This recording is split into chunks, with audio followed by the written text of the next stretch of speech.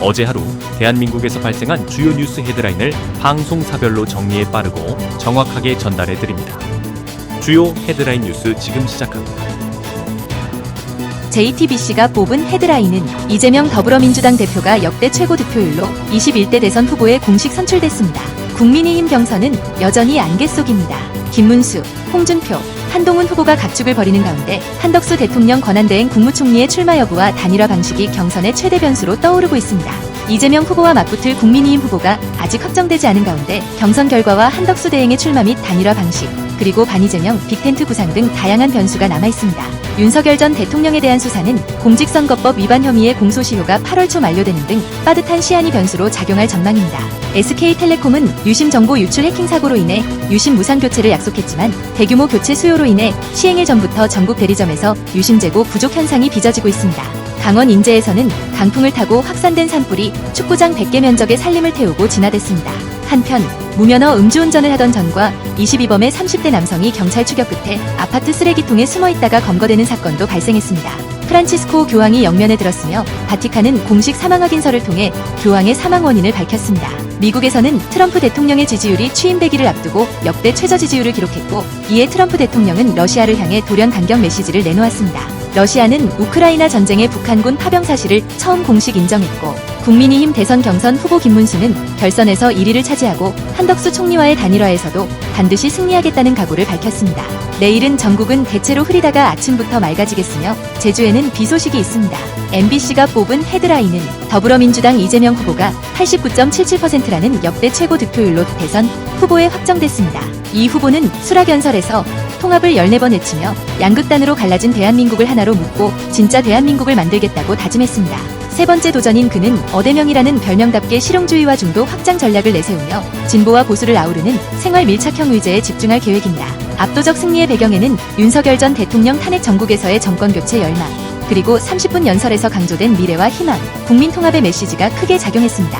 한편 한덕수 대통령 권한대행은 내란 수사 대상임에도 대권 도전을 저울질하며 침묵을 지키고 있어 정치권의 셈법이 복잡해지고 있습니다. 경선 효과가 사라진 국민의힘에서는 한덕수 카드가 오히려 지지율 분산과 경선 흥행 실패로 이어졌다는 분석이 나옵니다. 국민의힘 경선 사자 토론에서도 각 후보 간 입장차가 뚜렷하게 드러났습니다. 권력은 나눠야 성공한다는 건진법사의 발언과 대선 개입 의혹도 여전히 논란입니다. EBS 신동호 사장 임명이 법원 제동에 막히자 이진숙 방통위원장은 현 사장 직무정지를 요구하며 갈등이 이어지고 있습니다.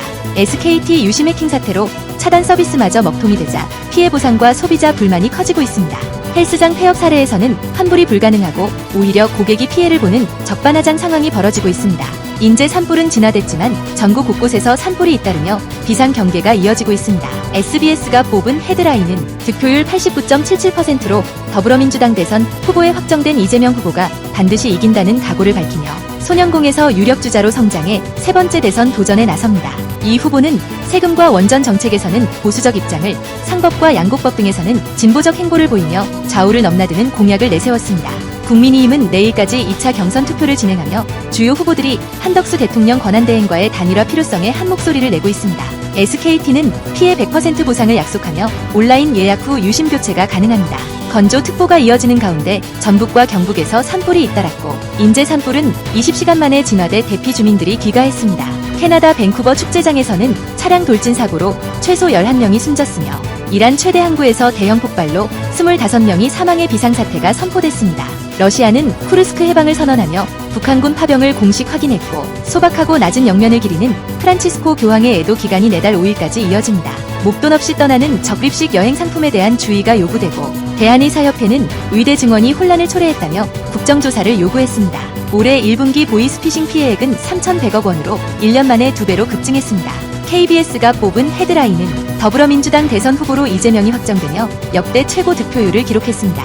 이재명 후보는 정권 탈환과 국민 통합을 이루겠다는 각오를 밝히며 국민 행복 시대를 열겠다고 다짐했습니다. 여론조사에서는 이재명 후보가 중도층의 표심을 끌어들이며 주요 야권 후보들과의 가상 대결에서도 강세를 보이고 있습니다. 한편 최근 SK텔레콤 해킹 여파로 유심 부족 사태가 이어지며 SKT는 재고 확보와 함께 대국민 사과에 나섰습니다.